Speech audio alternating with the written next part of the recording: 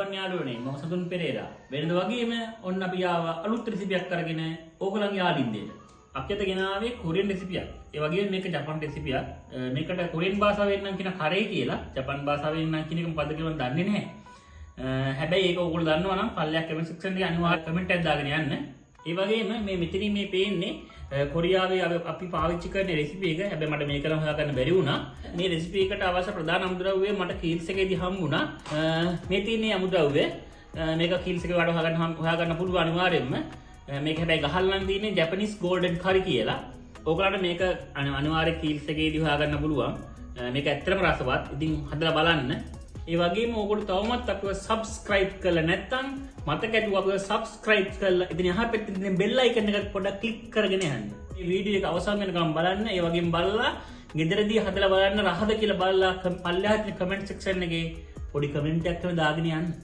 අපි දැන් බලමු අපිට මේ recipe එක හදන්න අවශ්‍ය වෙන්නේ මොනවද කියලා.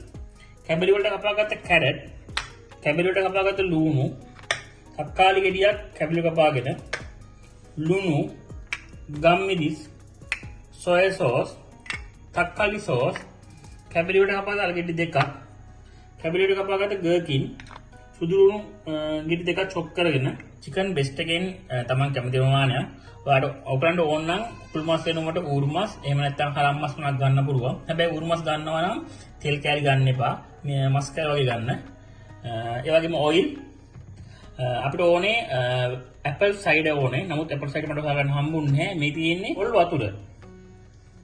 ඒ වගේම මෙන්න මේ රෙසිපි පැකට් එක ඕන.